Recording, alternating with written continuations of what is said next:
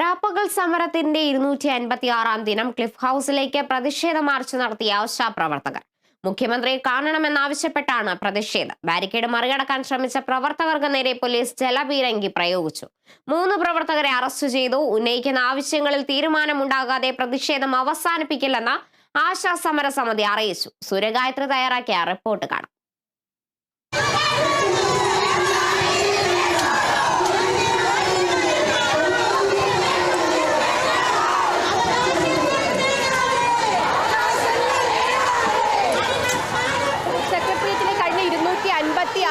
രാപ്പകൽ സമര ദിനവും സമാധാനപരമായിട്ടാണ് ആശാപ്രവർത്തകർ സമരം നടത്തിയിട്ടുണ്ടായിരുന്നത്. ഇതിനിടയിൽ പല രീതിയിലുള്ള സമര പരിപാടികൾ അവർ സംഘടിപ്പിച്ചിട്ടുണ്ടായിരുന്നു. ഇന്നിപ്പോൾ 256-ാമത്തെ ദിവസമാണ്. ക്ലിഫ് ഹൗസിലേക്കാണ് പ്രതിഷേധ മാർച്ചുമായിട്ട് ആശാപ്രവർത്തകർ എത്തിയത്. ബാരിക്കേഡ് മറികടക്കാൻ ശ്രമിച്ചു. മുഖ്യമന്ത്രിയെ കാണണം, മുഖ്യമന്ത്രിയോട് നേരിട്ട് തങ്ങളുടെ ആവശ്യങ്ങൾ ചോദിക്കണം, എന്തുകൊണ്ട് തങ്ങൾക്ക് വേണ്ടി ഇതുവരെയും ഒരു അനുകൂല തീരുമാനം എടുക്കുന്നില്ല എന്നത് അറിയണം എന്ന കാര്യം ഉയർത്തിക്കൊണ്ടാണ് ആശാപ്രവർത്തകർ പ്രതിഷേധ മാർച്ച് നടത്തിയിട്ടുണ്ടായിരുന്നത്. ജലപീരങ്കി പ്രയോഗമൊക്കെ ഉണ്ടായിരുന്നു.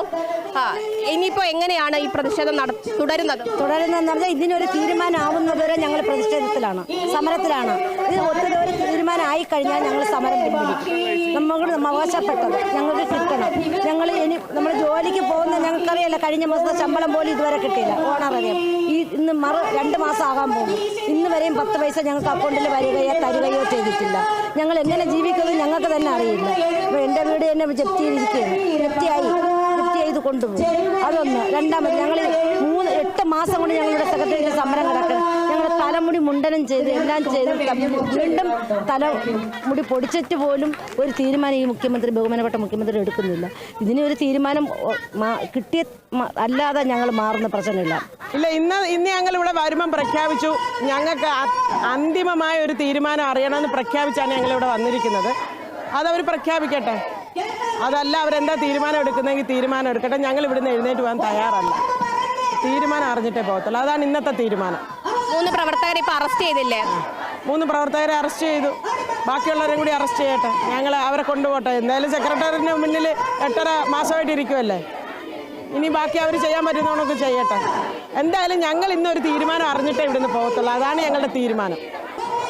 സർക്കാർ പഠിക്കാൻ ഏൽപ്പിച്ച കമ്മിറ്റി അന്വേഷണ റിപ്പോർട്ട് തയ്യാറാക്കി സർക്കാരിന് നൽകി കഴിഞ്ഞു. എന്നിട്ടും ഒരു അനുകൂല തീരുമാനം ഉണ്ടാകാത്തതിന്റെ അടിസ്ഥാനത്തിൽ കൂടിയാണ് ഈ പ്രതിഷേധം. കമ്മിറ്റി പഠിച്ച് തയ്യാറാക്കി നൽകിയ റിപ്പോർട്ടിലും വലിയ പ്രതിഷേധം ആശാപ്രവർത്തകർ ഉയർത്തുന്നുണ്ട്. തങ്ങൾ ഉന്നയിക്കുന്ന ആവശ്യങ്ങൾ അത് കൃത്യമായിട്ട് റിപ്പോർട്ടിൽ പറയുന്നില്ല എന്നുള്ള വിമർശനം അവരുടെ ഭാഗത്ത് നിന്ന് ഉയരുന്നുണ്ട്. എന്തായാലും ഇപ്പോൾ ക്ലിഫ് ഹൗസിലേക്ക് നടത്തിയ മാർച്ചിൽ ബാരിക്കേഡ് മറികടക്കാൻ ശ്രമിച്ച 3 ബാരിക്കേഡ് മറികടന്നപ്പുറത്തെത്തിയ 3 പ്രവർത്തകരെ പോലീസ് അറസ്റ്റ് ചെയ്ത് മാറ്റിയിട്ടുമുണ്ട്. എന്തായാലും ഇവിടെ ഈ റോഡിൽ ഇരുന്നു കൊണ്ട് പ്രതിഷേധം തുടരാൻ തന്നെയാണ് ആശാപ്രവർത്തകർ തീരുമാനിച്ചിരിക്കുന്നത്.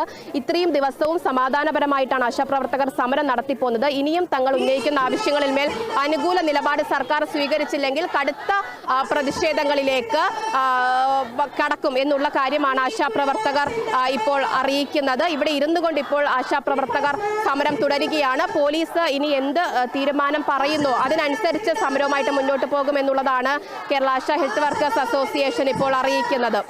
ക്യാമറമാൻ ഷാൻ ജെയ്സിനൊപ്പം സൂര്യഗായത്രി, കേരള വിഷൻ ന്യൂസ്, തിരുവനന്തപുരം.